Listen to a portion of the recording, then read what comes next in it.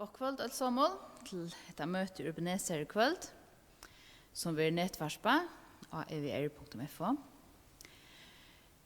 Jeg lukker vi å si at det stod til å sutte dikkon, men jeg sutte ikke nekva av dikkon, men jeg håper at nekva har valgt at loja av heimanifra.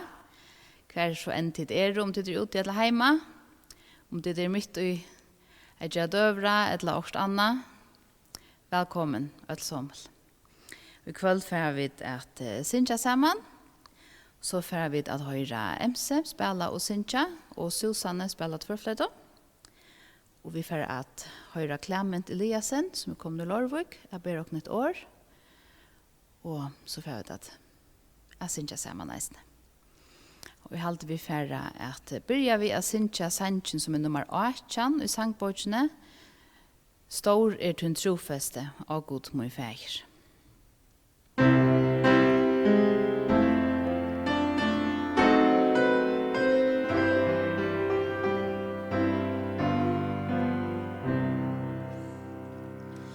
Stor du en trofeste av god min fäger. Det ei brøydande skudje tja der. Karleidje båtleisur og måltøy nøye. Du det samme som over du vær. Stor tun trofeste, stor tun trofeste. Nors kvanai morgon nøyen fra der. Aldri en jode fra der til komme. Stor du trofeste, Herre mot meg. Sommare vettoren vare av heste. Solen og månen og stjørnar vi. Naturen eisene pregvar mitt sama. God trofeste vi vara liv. Stor tun trofeste, stor tun trofeste. Nors kvanai morgon nøyen fra der. Aldri en jode fra der til komme. Stor du trofeste, Herre mot meg. Bønnsenden golden frels og gleden. Fremor og hjärsta en lovsang til tog. Styrke og vånfyllen ut og framtøy. Nøye og signingar flåda til mål. Stor tun trofeste, stor tun trofeste. Nors kvanai morgon nøyen fra der. Aldri en jode fra der til komme. Stor du trofeste, Herre mot meg.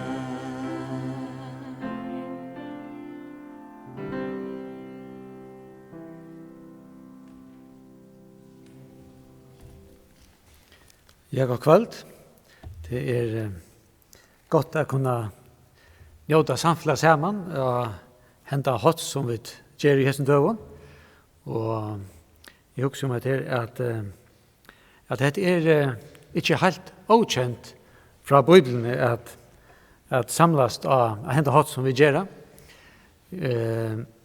Paulus, tar vi leser noen evangeliene, og apostelsøvnene leser av dem her, at Paulus han var i huset, han var alltid i Rom, og han hei fengar her som anseg etter honom, og så han slapp heller ikke av møte av hans døden, eller å være sammen vi følte gods.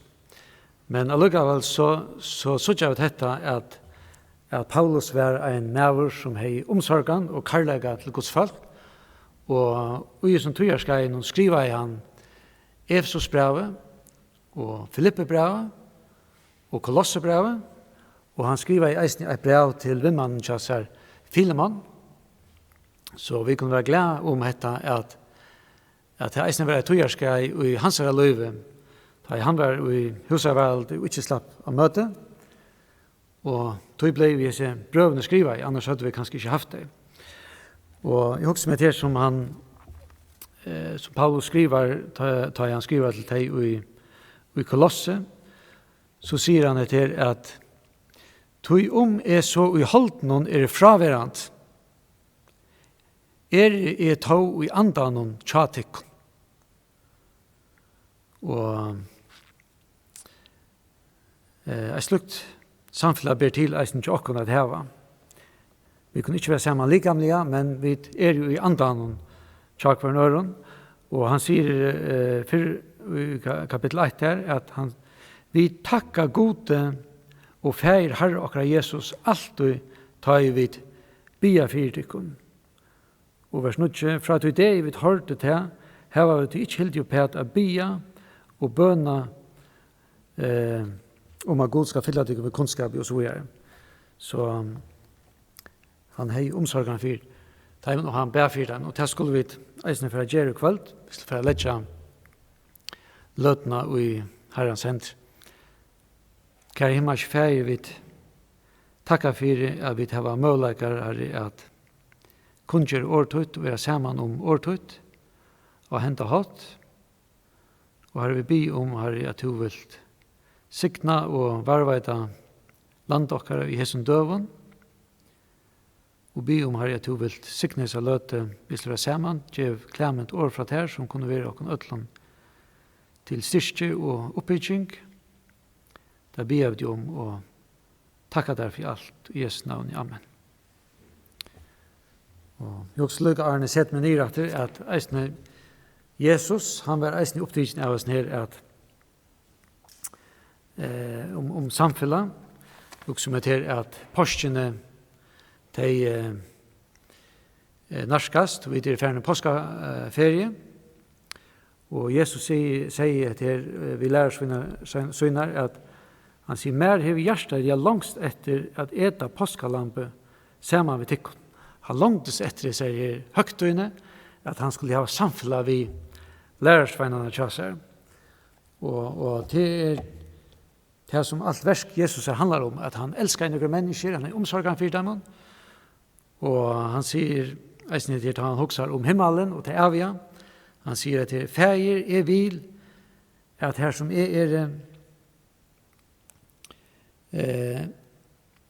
feir vil, at her som skulle eisen til som to har givet meg være tjamer. Han har et instrument her at jeg være sammen vi mennesker. Og det var vanlig eisen at de som løy av, at de for å få en god påskeferie, sammen vi familie og tikkere. Nå får vi at høre MC og Susanne, så gjør så vel. Ja, jeg kan si at det går kveld til mine kære landsmenn. Han har kvart i Førjun til Ærestane. Vi har glett av til å være sammen i kveld, og fra seneste kveld vi var sammen, så jo en fløytedame kommet stedet for violindamene, Susanna Johansen. Og akkurat grand old man i Ebenezer, organisteren og sankaren Jons av Vale. Bedre kan det ikke være. Det finns sanger för Sinjekvalt. Det är en gammal påskasanger.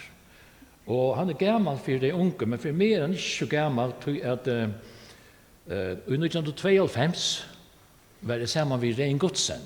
Och det var en sommarstig plata som kom ut. Och var löj mot sommar. Men jag har haft ett lär lidjande. Och jag säger vi Simon Absalonsen, Simon, kan du inte göra ett lär om att år skulle komma ut vid en nødgjær fløve sammen med Rein Godsen? Og første påskadag i 1991 setter Simon seg nyer, og han skriver med en tekst som kom ut av disse sommarslige platene, hver en glotte for framman ved av skrånene. En påskasanger. Og jeg har det høsket så godt nå, hver vid narskast porsene.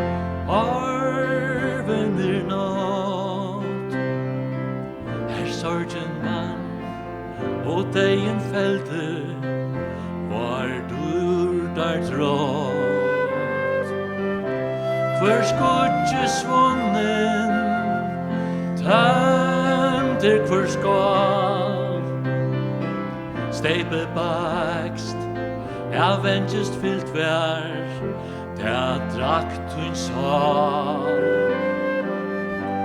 To deians ut, hver tun brottur, hver sigur tun, nu grøven tom, vånen mun. Nu malt og ver, liver konger var, fastendur vald hans, og det som jar. Dan vånen ber, og i løvsen smelter,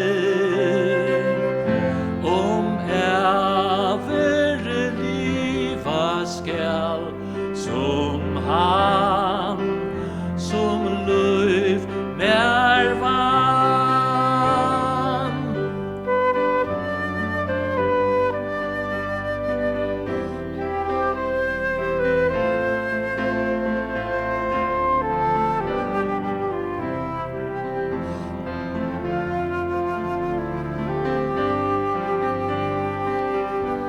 Han heilsan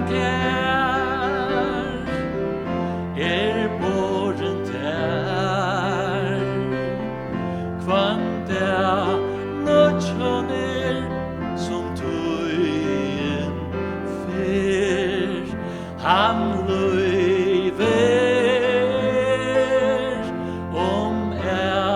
ever ber.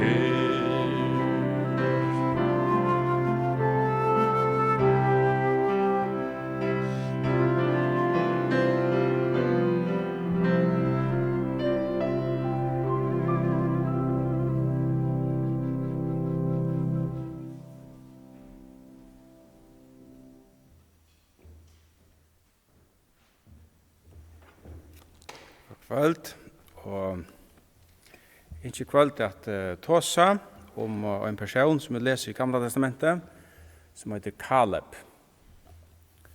Hvor var Kaleb? Han var en av tøymon han 12 njøsnerne som var sendt inn i Lyfteslandet, og som da i Ørslandsfjell stod vi Mars Kanans lands, og skulle inn. Så var han en av tøymon, og han var så øysnig at en av tøymon som ble sige nere i røype etter muren Jerikos av Rahab. Så han haft et spennende liv. Føringar ganga høgt upp i familie og atterbond, det gjør det Israelsmenn øysene, og snir Kaleb, han nevntes en kinesittor. Og det mest allerhelst det at han var faktisk ikke av følgegods, han sa at var utanfor. Lesa, det er sindre avvist, men han kan være at for en mann som man leser om i Første Mosebok, kapitel 6, då, som at Kenas, som var Abbason og Esau, det vil si Bodje Jakob. Det er nok så hostøyt at lese om Esau og avkommet til Esau, til at tar gjør det som vi fortsatt til folkegods, og alle ringkast har smidt og Amalekittar, som helst var atter for en øren Abbasin til Esau, som et Amalek.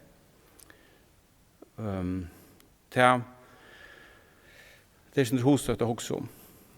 Om Kaleb sjálvan, han leser vi av første sinne i 4. Mosebok, kapitel 13, og her vil han nevnt en høvdinge av Juda.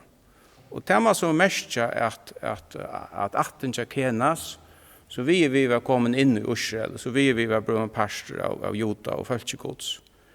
Og det som hendte vi attinja Kenas, motvis attinja Amalek, også og hun alltid hokse om det. Det forteller om det alvarsom avløyngarna av skøyv om velom.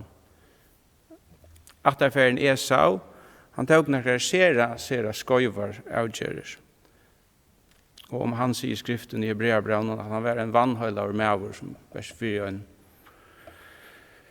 en av målt og selte frombrør at så inn. Og så stendte det at han søttene vil de arva sikningsna, så var han vrekaver. Til at han be om han av vitarron. Han fann seg unga løy til omvending. Og oppa til verre tekstavisen her Amalek, her som det stender om hans avkom, til at Herren hever barde vi Amalek mann etter mann, vekna tørre øyrendalesa futjenskap og i møte falskgods. Men annerledes tekstavisen her avkommaren til Kenas, som òsne av tidsi avgjerer, som så vi flottet der inn og i falskgods. Så jeg at jeg vil lese om Kaleb, så vil han omtale som en høvdinge av Juda. Og det er mange som ikke ser god sikninger. Men spørningen er hvor vil genga løgene som fører til sikning. Så var det om Kaleb sjálvan, hun begynner i 4. Mosebok, kapitel 13 og 14. Og her leser vi at det var Herren som ber Moses sende njøsnarer inn i Lyfteslandet. Nå tar det etter til fyrst og ferien i jøkken øymørsene. Stod vi utrinner av Kananslandet, vi kalles Barnea. Og så sendte Moses 12 manns av sted. 12 høvdinger, og en av hver 8. Og mittlen tar vørelsen i Kaleb, så når jeg funnet, høvdinger av Jota, og så en annen interessanter, Hoseas av Efraim. Han som 17 fikk navnet Josva, Herren frelse. Moses gav navnet Josva.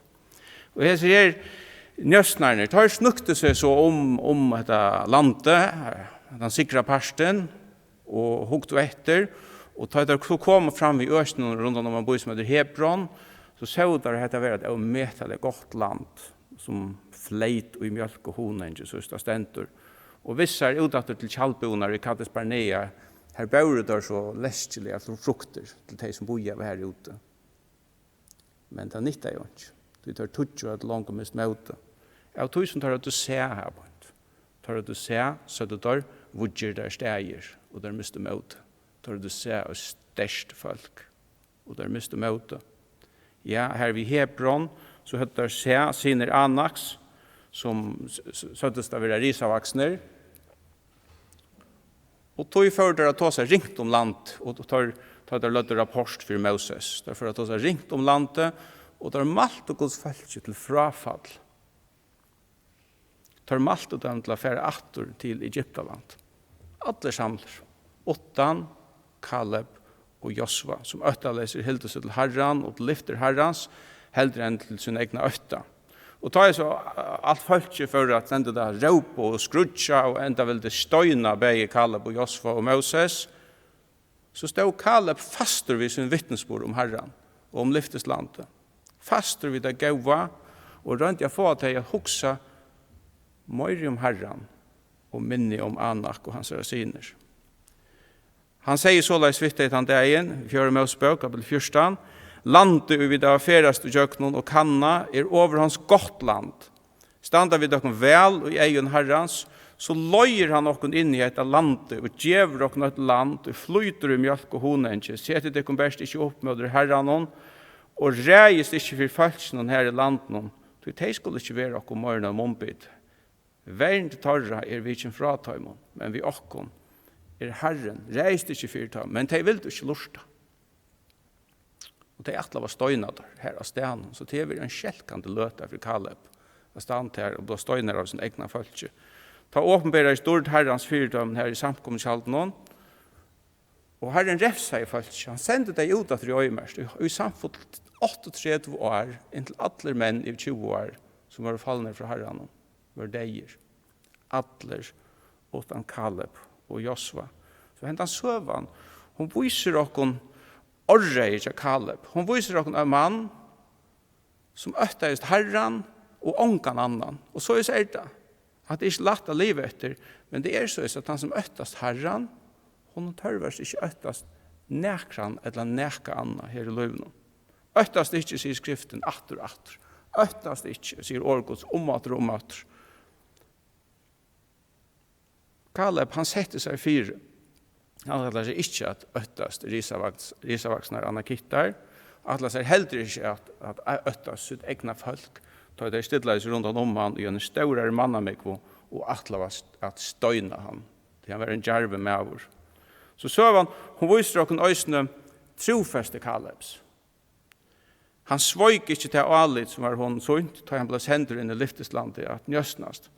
Han vøyk ikke fra herren, og han slepte ikke trunne. Da jeg avstod. Og tog sier Herren således om han i 4. Mosebok 8, kapittel 14.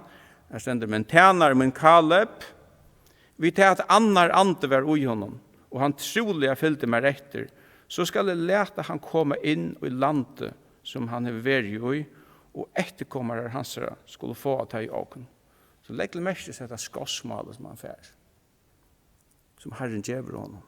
Han sier, annar ante var ui honom, og han fyllde meg trolig etter. Det er omgående fra meg, da jeg har hørt George Verver svære, og som han ble spurter. Han ble spurter, det neka i OM som du har enkra? Det er ikke fra meg. Han svære i. I regret that we did not teach our people to become fighters.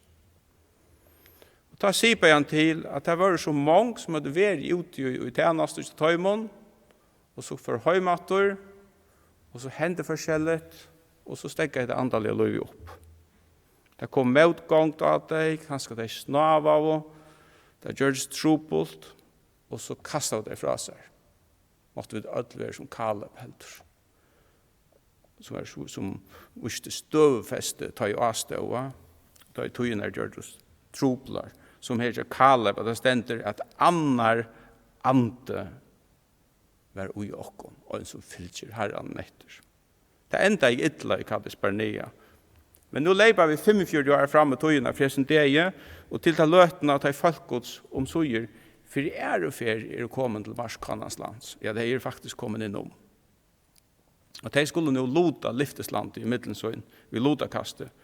Og begge Kaleb og Josva, det er blivit gamle menn. Ja, det er eldste, alle deier. Og Moses, han deier.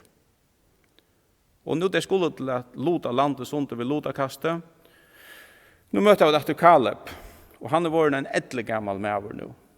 Og så at jeg leser her på Josva, kapittel 14, fra vers 6 og kapittel 9.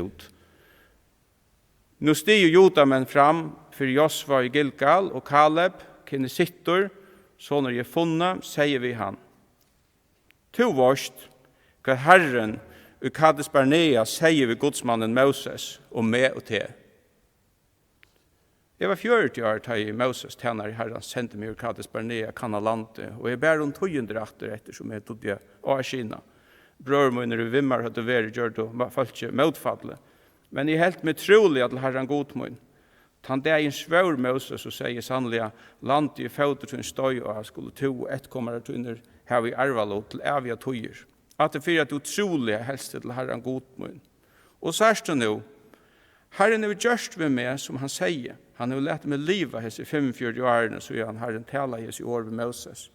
Alla togene og i Ursel har ferast i øyemørsene, og jeg i det 45 år.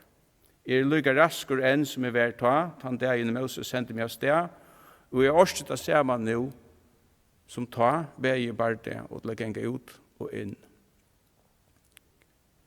Gjev mer til dette fjallaland, som Herren tan dagen talar om.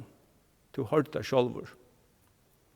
Her bygger han kittar, her staurer og vudger steier. Kanskje Herren vimmar, så får jeg rikt der bostor, så som Herren har sagt. Ta signa i oss var han, og gav Kaleb sine jeg funnet Hebron i arv. Og således fikk Kaleb kine sittor, sånn jeg funnet Hebron i arv, og hette så en idé, at det for at han trolig hilde seg til Herren god og skjels. Hebron at for Kiryat Arba. Han var største medbord med til Anna Kittar, og landet hei noe fri etter bardian. Til trofeste lønelse. Det ikke alltid det hast på denne veien, men til lønelse tar man roknar vid Herren. Og nå har det 45 år at han har, nå kunne Kaleb stå fram og bia om dette her landet som Herren har lovet honom, hentet han føkter dagen, da jeg hinner fått fra. Og han fikk det. Han fikk det bort ræv, og den resten var skift og suntur vid lodakastet. Og vanlig tanken om løn, ikke det som motiverer oss til å vise trofest. Det han som viser trofest, han gjør det til han ser det for å være rett og i seg selv. Og han gjør det til han ser det for å ha lønnen og i seg selv. Men det framvis tokkaligt i egen herrens. Og det hever større løn. Men så er det vi hever. Det skilste med den reglene i teksten at trofeste hei mest henda mannen, alt løyve. Da noen judamenn kunne stå fram ved honom og gjøre honom vimmele, da kjente han vel, og da stod av han og just her, som egentlig ble tidsbors av sin torrere, kan man säga. Hvor valgte Kaleb Hebron? Ja, det kan så ikke være annen gidingar, men i halt jeg lykker alt, det er også gagnelig at velge av en tekst og røyne å gjøre sånne fætene om hva det for noe selv. Og her kommer som en ekna. Jeg husker at den første årsøkken til han fører etter Hebron måtte ha gjøre ved hans radirv. Du minnes til at det var akkurat disse risavaksne og anakittene som gjør at hans brøver miste møte. Og til nærløgjende huksa så er at han dagen sier vittar, ja, men gjør mer ta hatt landet av anakittene i arv, så skal jeg teka det sjolvor. Og så er og Herren gav hon det. Og han fikk et av landet som fødder hans i sti og at det er njøsnavs. Og en annen årsøk som jeg husker om, jeg reagerer vidt han antallige arven, den søvelige arven som knyttes i langt ta at Hebron, som umynte med at Kaleb kjente seg dritten han at. Det var vi Øytjelundene i Mamre, i Hebron, at Abraham, atterfeiren, bo som fremmand i livsland. Det var her det stender av Abraham bygde i Herren altar. Det stender nekka stande, men det stender her. Han bygde i Herren et altar. Det var i Øytjelunden i Mamre i Hebron at Herren åpenberes for honom og lova honom sonen og Isak. Det var i Hebron at Herren endurnødde sitt lyfte til Abraham, ta i lott for honom. Og det var i Hebron at Abraham kjøpte den første gjerartøyen rundt om Makpela Hedla, her som han så gjerra i konensøyna. Så har du. Og det var i Hebron, og her som gjerartøyen, han ble griven selv, at det øyneste petten av Kanans landet, som han åtte selv ta. Så her var en større søvelige og antallige arver knytter til Hebron, som umynte med Kaleb, var drigende at. Og om det så grunnar vujer jo hva det var av Hebron etter at Kaleb finner bojen i ågen, så det så løs at han gjør en prestaboj. Her som levittene, som tant og i halvdjedommen og bo, og tar som lærte og folk på sur årgods. Og så gjerne leser vi det i Josva bok, at han gjør det en av de første gristøvene. Det vil si at det steg som en droppsmaver kunne flytja til og få miskon. Det var bare en avvis skipan til det rattere trygt som han hever i det. Men det er härst allikevel. Altså det fokuset som rattvise og miskon i loven, hvor styrer her. Og hentan her antallet arven, han førte Kaleb vojar. Dette var lønnen for hans trofest. Jeg sier årene, trofeste og troliga, det kommer 4 ferier i denne teksten som jeg leser. Og det bender jo at det et sentralt tema ut det som Herren vil si av oss her. Kaleb sjálvur, han börjar fra å si hvordan han som yngre mever, 40 år, valgte trofeste. Valgte at halda seg trolig til Herren, selv om öll ånder ville noe annet. Og her suttar vi så sikningarna av hans trofest. Og da det høskende jeg spyrja seg sjálva, hvordan det vi trofesten i min egna løyve? Hvordan det vi trofesten i møter Herren? Vi møter samkommende? Hvordan det vi trofesten i møter min tjonafellega? Vi møter min foreldron? Vi møter min bøtnon? Hvordan min trofest i møter vinon? Og i arbeidsløyvenon? Trofesten i hvordan jeg bruker mine åkner? Da hokser jeg om det djeva. Hvordan det vi til nesten her? Skriften taler jo om å være trygg for ut i minsta. At være trofastere, at det er noe vi vilja og rettsinnig å gjøre. Og det er noe som vi kan sette oss fire. Og det er noe som årgods kallar oss til trofeste. Og det er en rannsakende spørning, hvordan det vi trofestene i min løyve? Da det beker en kjeko, eller en rett, så det ångt så øyder ikke alt inne. Og så kan du køyre også andre høskende i stedet. Hvis du har sukker, så kan du køyre potsukker og vite hvordan det rikker. Hvis du ikke smør, så prøver du margarin eller olje, og du spagetti, så prøver du røys. Men således det ikke ved trofest. Jeg vet om ikke som kan settes i stegen for trofeste. Trofeste møter hans egno, møter samkomne, møter tjonafellene, møter god. Det ikke, det kan ikke erstattes av nøkron. Så det kanskje anker som hokser ved seg selv og nøt. Her vi trofestene stender illa til i min liv. Her er mengt for i sår som ikke rettast opp etter.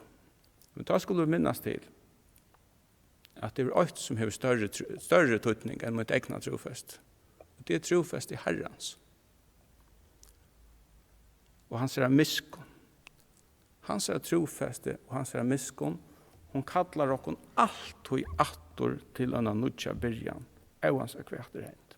Han elskar okkon i en treita leison og fyrelita leison kærleika.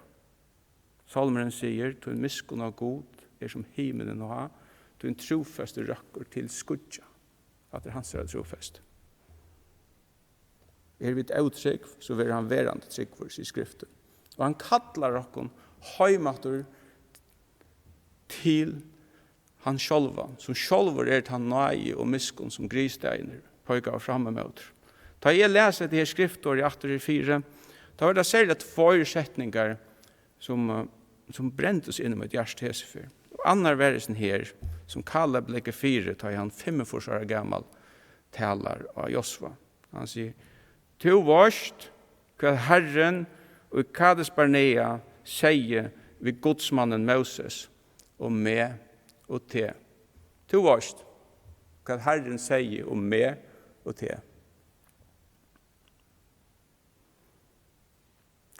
At det her, nå kommer man inn at det som man kallar for kall, Guds kall. Og det er for den første nækka pura grått og iverskipa, og i ørenleie nækka innvorstes, mystisk og ivernaturligt.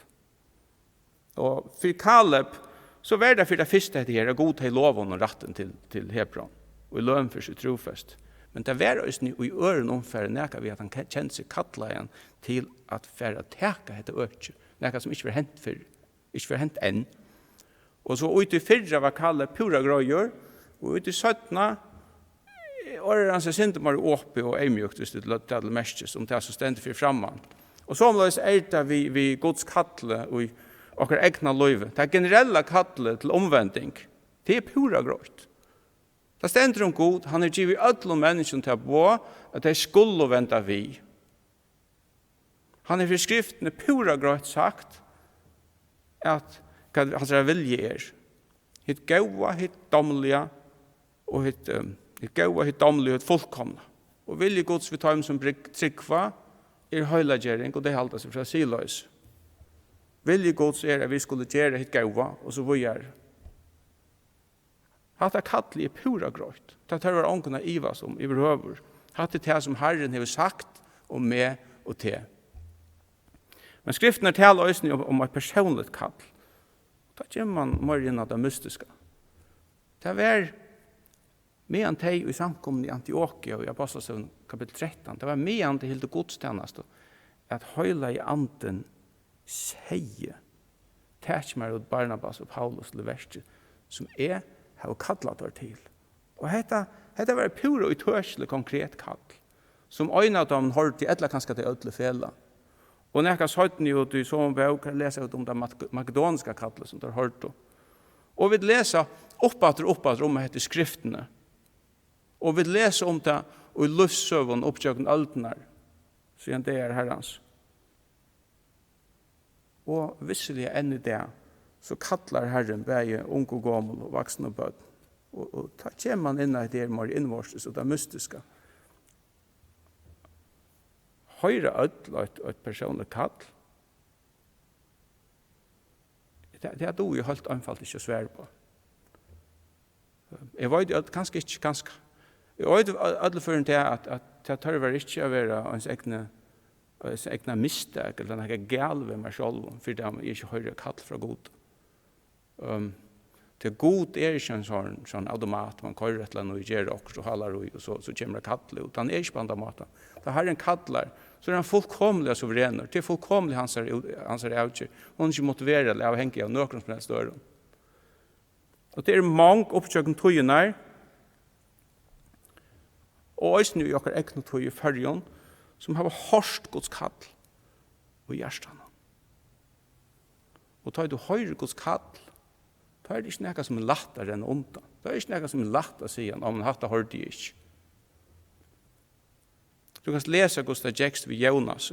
Bøkken begynner jo i sånne her årene. År Herrens kom til Jonas, og så flyttet han, og her begynner søndagsskolen.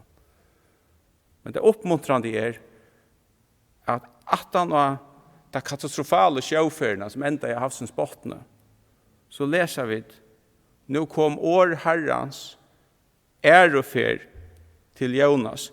Så er god en god som kallar av nudjon. Og han kallar ännu det. Han kallar også i attertann som kanskje hårde kallar av yngre åren. Han kallar tann som her som det kanskje grøv i under vid tistlån og tørnån inntil det var køfta og storan og rujstømi og listen løvsins. Men det tørvar ikke at enda såleis. Tøy som det stender om Jonas. Nu kom år Herrens ærefer til Jonas. Og skriften sier at nøygaver og kallsut enkrar Herren ikke. Det er sin setningen han runkar med nøyron. To vorst hva at Herren sier vi godsmannen Moses og med og til. To vorst. Det ser hostøyt at høyre om at kall og så at køyre det fra seg. Jeg lette omstøvner køva til. Og tog i tånlaga-utgavene til Jodi og Eula. Her er en sanger som heter Heste, som lyser til om å lete et kall fære fram vi. Og den samme sangeren, han er også så meter det sorglut, sunnsyn innan lutsjen og enskene og en som heter Rustaf. Og da jeg øyne for i utlandet kort bøtten i Heimer skola, så kort jeg ned sangeren i anleggene. Og et av bøttene bak seg som det spyr så hvor hest er ringt og hvor mærene kjetter. Og så sier jeg og forklarer jeg om at hest er en myntatale, om løsens enda og farnar möjligheter. Och medan jag så sitter här och följde mig ut och förklarar, då det är knappt att det blir så öde frialigt. Och då är jag så hittig i spekler att det är bäst, och så inte att jag sitter allt tror vi tar den i egen.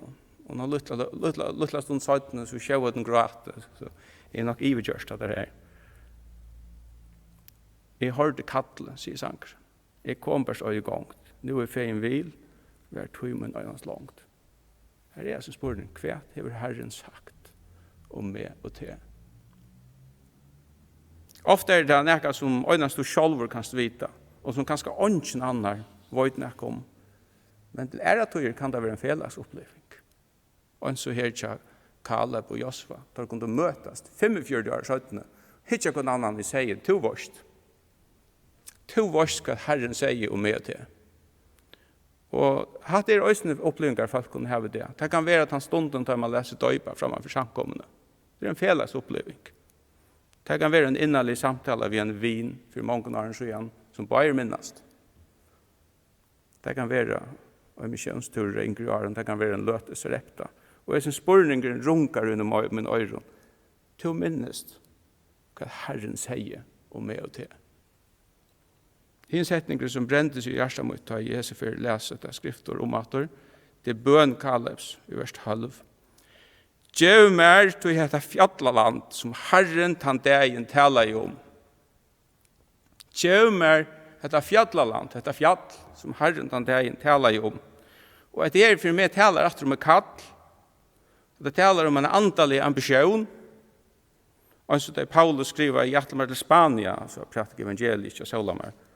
Gjev mer til dette fjallaland. Dette her var ikke noe lagt som Kaleb ba om. Dette var jo stavren til de risavaksen og sinon anaks. Tar som han sinne finner hans brøvere med seg møte, og sutt orre ikke Kaleb. Nå han stod her som en 45-årig gammel mævor, og kunne vittna at det lønner seg at tjene herren. Var han vittnaver? Han var ikke vittnaver en gang. Og feste vi etter orre som mest enn den gamle mannene. Anten var framvis fusor. Han har dreymar og visjoner om det som alle gjør for herren. Antallige dreymar, antallige visjoner, antallige ambisjoner. Og det skulle minnes til den antallige arven som jeg sier knyttes i Hebron. Det er ikke smavis dyrve for en 45-årig gamla mann at be om akkurat dette fjallalandet som hinner njøstnerne miste mødige og tog det sjøv.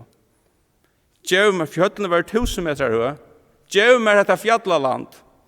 Kanskje herren vimmar for rikjana kittar borster. Det var ikke hissen i Atlant som samståndes taler om et ometallig størst alit av herren. Ikke smavis, og i hessen fjalløkje var flere fjallaborger. Og vi tar sørste årene hørst om hvordan det struttes i Afghanistan, og hvordan ringte det berges med det folket i det egna landet som bygger ved fjøtlen. Men det var akkurat det som Kaleb ber om. Gjev mer til dette fjall som Herren taler om. Og dette var ikke hva som helst dumdrist og ting som han har finnet på hjernen. Du måst ikke frøste Herren, svære Herren Jesus, frøste Herren bors og lovgods. Hva er dette frøste Herren? Nei, det er som drøyv Kaleb i hans edle, hva er det som Herren har lovet honom. Du minnest hva Herren sier vi med, sier om meg og til. Og jeg halde vi kunne si at hans innskjert det var grunnt av et personligt kall. Og et kall, det er ansett at han allvalgte bodde seg ned over et lydde menneske og viset det at det luskausene som han vil at det skal stevne. Og sin Kaleb, han visste ved seg selv han har finnet dette fra gode. Dette som han nu skulle gjøre krav på. Personlige opplevelser og kjensler, det kunne røynes nok så svikalig, det vet jeg vet. Men et kall er så grulig nekk for mer enn det.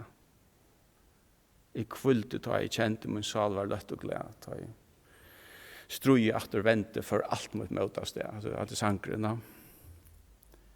Men bøn Kalebs og etter kallet, det var grunnt av bøgnløs av Guds år og Guds lyfter til Israel. Jeg tyckte at han kunde standa så fast av sinne hina ferien at ta hinner mest og mot, ja, til hans er innskjer, det var grunnt av Guds år og Guds lyfter, og til det som gjør kjølfestene og en kattle. Og det gikst Kaleb vel. Han tog så gjør vi Guds hjelp, så her vudger til stegene i fjallalandet, og vi sørger så at han var en antallig sinter og gavemeldte med over, han er ikke mer enn finnes i Hebron i arv, så gav han bostrat til levittene av Byggvøy. Det ble en gris der. Men i sin setningen, han runkar i min øyron. Gjev mer til dette fjallaland som Herren ber om. Og jeg spyrir meg sjålan, hva er fjallaland for jeg ber Herren om?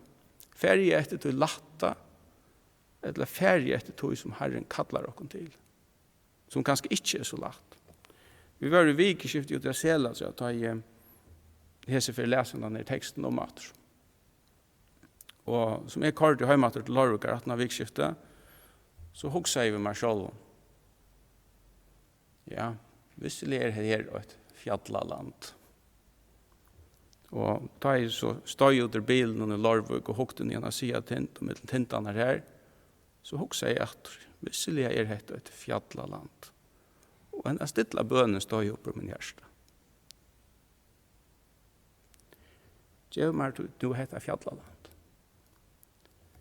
Men vet at av turen høyma Sela tre, så har jeg sett kyrkjen her. Og i Høsvøk og Sela tre, Tofton, Stronton, Skala, skal jeg glemme nå, ikke nøyd. Kjøltafyr, Glivron, Gøto, og så er og Lorvøk og Denta. Og jeg også ser misjonshusene, og Stronton, og Tofton, og Glivron, og Kjøltafyr, Skala og Gøto, og i Lorvøk. Og jeg ser Kjelten i Skalafyra, og jeg så akkurat Eknosalar, Neria og Nebo og Berova og Elim og Philadelphia, og så apropos akkurat Ekna Hebron i Lorvøk. Og jeg husker vi meg selv om, det er ikke kommet i lære av seg selv. Det er ikke kommet av ånden. Det er kommet til at folk forfedrer dere har biet til Herren. Gjør meg til dette land, gjør meg til dette fjallaland. Og Herren sværer i bønene.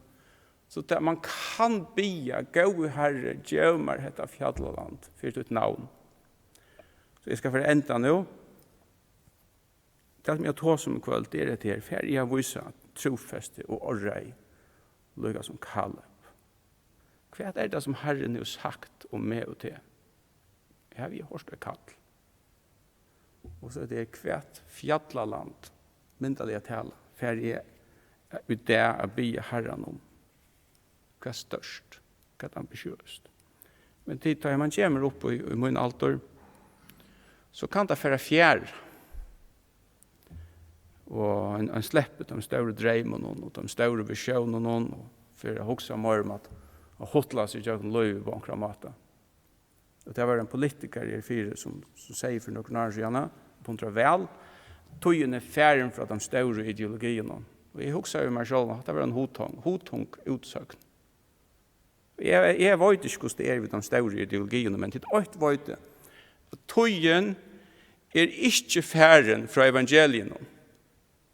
Og tøyen er ikke færen fra å høre Guds kall og oppleve Guds kraft. Tøyen er ikke færen fra å halka sitt liv til Herren. Hun er ikke færen fra å si hver vi annan. Til vårt hva Herren sier om meg og til. Eller til å bia. Herre, gjør meg noe etter fjallaland. Amen.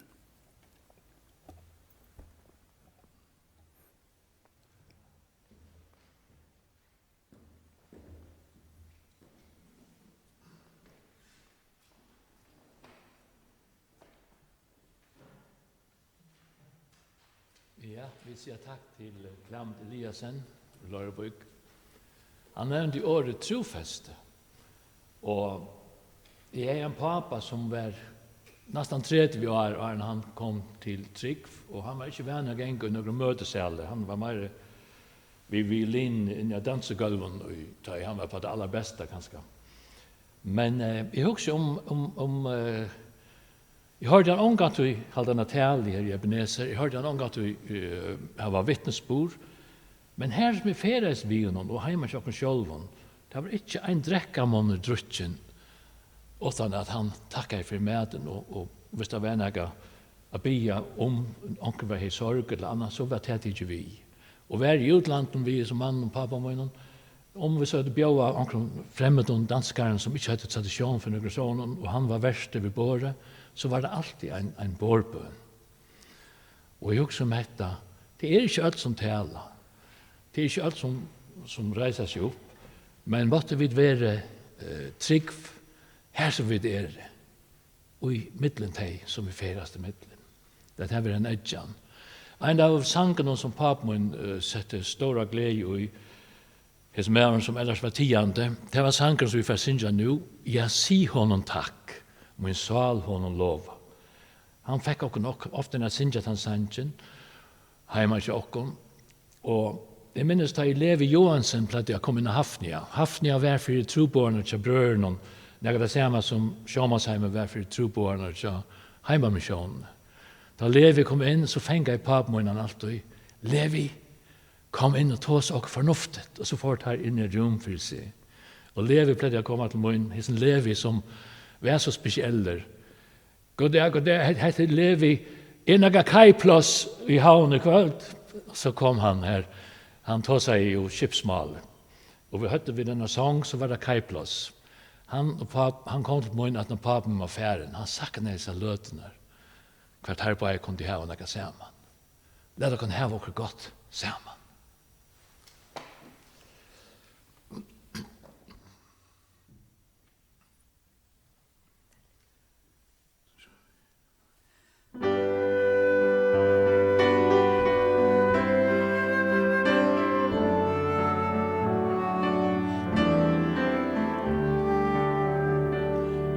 Si honom takk, min sal honom lova, som fyre til drakk, der skalena asko av regene fot, tu jeg ver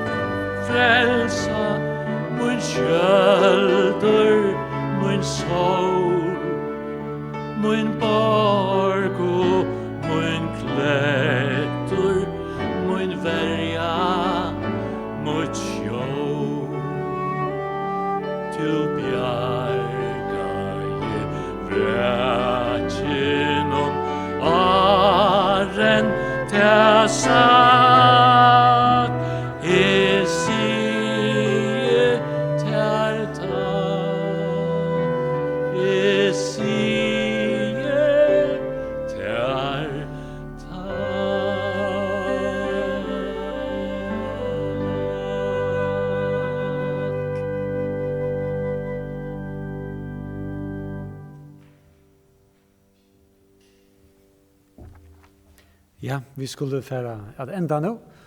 Men jeg skal si fra Arne at lenge frutja det, klokkan 20, ta for trippeltrien at jeg har en sangløte her i Ebenezer, som blir nedvarspa av samme hatt som heter.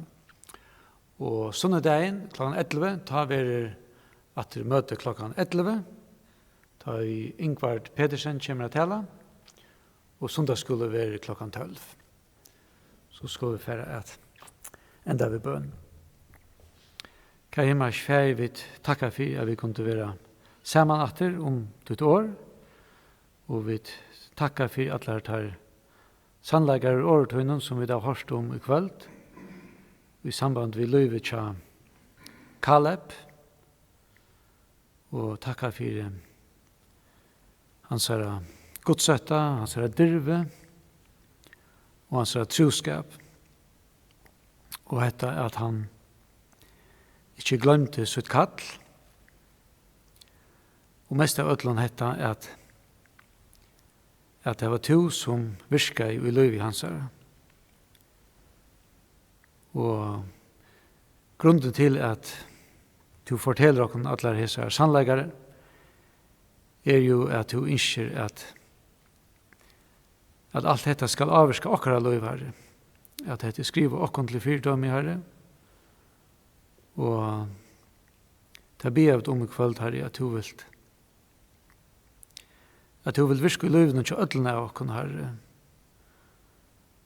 Vi lander i oss, Herre, at ødlene som kjenner til, Herre,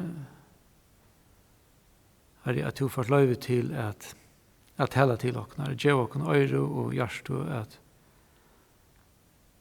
at lusta vi her. Det ber jeg om, Herre, og vi takker deg for sin løte, og ber om at du vil signe okra land, okra folk her. Det ber jeg om. Takker deg for alt i Jesu navn. Amen. Så får jeg synge en sang at jeg har en vidt enda. Så takk for i kveld.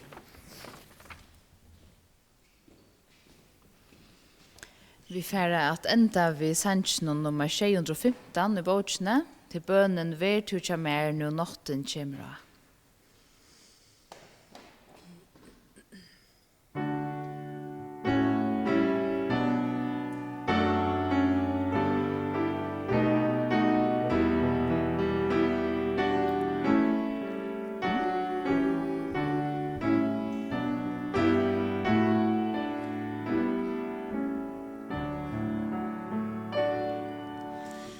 Vær du tja mer nu notten kjemur og det var det mest Herres natt var tja ta honor jord og trøst lengt fra meg. Hjelp dina hjelperne så vel du nær. Kvann du man nøydest, mer at sødja til. Kvarotan du kan segra fyre meg.